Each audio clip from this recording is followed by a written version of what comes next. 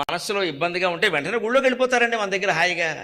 దేవుడు దండం పెట్టడం గర్భగుడిలో దేవుడు చూస్తూనే అన్నీ పోతాయి. కాసేపు అక్కడ కూర్చొని అదేదో మళ్ళీ అయితే విష్ణు సహస్రం తీసి చదువుకుంటారు, లలితా సహస్రం చదువుకుంటారు, లేకపోతే వివేకానంద స్వామి సూక్తులు చదువుతారు. ఏం చదువుతారు ఏదైనా పర్వాలేదు. మనశ్శాంతికి చాలా ఉపాయాలు ఉన్నాయి. పైగా ఎట్టి పరిస్థితుల్లోనూ మనం తెలుసుకోవాల్సింది ఏమిటంటే మన మనస్సును మనం సరి చేసుకోవాలి తప్ప శ్రీ మహావిష్ణువు దిగొచ్చినా సరిచేయలేడు, జరిగే పని కాదు. భౌతిక ఆరోగ్యానికి మందులు ఉంటాయి కానీ మనోవ్యాధికి మందు లేదన్నారు. పూర్వం పెద్దవాళ్ళని అడగండి మీరు, మనోవ్యాధికి మందు లేదంటే అర్థం మందు లేదని కాదు, బయటవాడు వేసే మందు ఏది లేదు, అది నువ్వే వేసుకోవాలి. నువ్వు వేసుకునే మందు నన్ను వేయమంటే అలాగా?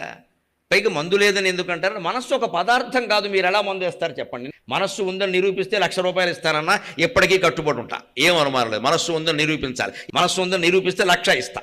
తోటైనా ఇవ్వచ్చు, నా దగ్గర లేవు, ఏం చేయమంటావు? ఉన్నంతవరకే ఇవ్వాలి కదా, మళ్ళీ అప్పు చేస్తే అలాగా? అప్పుడు నా మనస్సును నేను నిరూపించుకోవాలి, అభ్యంతరం ఎలా? ఏదో ఒక వస్తువు ఉంది అంటే కొన్ని ప్రమాణాలు ఉండాలని శాస్త్రం ప్రకారం. ఊహిస్తే కుదరదండి ఇక్కడ. ఆలోచన ఉంది కాబట్టి మనసు ఆలోచన లేని స్థితి కూడా ఉంది. సుషుప్తిలో ఉన్నాం మనం, ఆలోచన లేదు, మనస్సు ఏమైంది చెప్పానండి. గాఢ సుషుప్తిలో ఉన్న ఆలోచన లేదు, మనస్సు ఏమైంది? ఎక్కడికి వెళ్ళింది? ఎక్కడికైనా వెళ్ళిందే కదా మళ్ళీ వచ్చేది. ఎక్కడికి వెళ్ళలేదు అంటే ముందే లేదనమాట. తర్కం చాలా ఉంటుంది.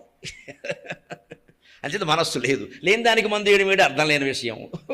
ఉన్నదానికి వేస్తారు ఎవరైనా. భౌతిక వైద్యం మీరు గమనించండి, తలపోటు కానీ, కాళ్ళనొప్పి కానీ, కడుపు నొప్పి కానీ బెళ్ళలకి తగ్గుతుందా లేదా? తగ్గుతుంది. మనసు పని చేయకపోయినా తగ్గుతుంది. అక్కడ మనసు పని చేస్తే శ్రద్ధ వల్ల ఎక్కువ తగ్గుతుంది, వెంటనే తగ్గుతుంది. కానీ మనసులో ఇష్టం లేకపోయినా, డాక్టర్ అంటే ఇష్టం లేకపోయినా సరే, భయం ఉన్నా సరే మందు పనిచేస్తుందండి ఎంతో కొంత. ఎందుకంటే భౌతిక పదార్థం ఉన్న చోట భౌతిక పదార్థం పనిచేస్తుంది. మనస్సు లేనే లేదు, దానికి మందు లేదు. అది ఉందని నీకు ఎప్పుడు అనిపిస్తుంది? ఆలోచించినప్పుడు. అంచేది మార్చుకోవలసింది నీ ఆలోచనే. మరి నన్ను చేయమంటే అలాగా? నా ఆలోచన నేను మార్చుకోలేకపోతున్నాను, నీ ఆలోచన నేను ఎలా మారుస్తానమ్మా? ఎవరైనా సరే నా ఆలోచన నేను మార్చుకోలేకపోతున్నా. ఈ రహస్యాన్ని గమనిస్తే మన మనస్సు మీదే మనం శ్రద్ధ చేస్తాం పూర్తిగా. అదే ధ్యానం, అదే ధ్యానం. మన మనస్సునే చూడమంటారు ఏ మహర్షి అయినా అంతే. మనస్సును నేరుగా చూడండి, మనస్సును నేరుగా చూడండి. అది ఏం ఆలోచిస్తుందో గమనించండి. ఆశ్చర్యం ఏమిటంటే గమనించడం మొదలు పెడితే ఆలోచించడం మానవుతుంది. పెద్ద దొంగది, పెద్ద దొంగ.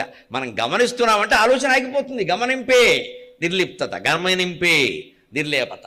నిర్లేప, నిర్మల, నిత్య అంటే అదే.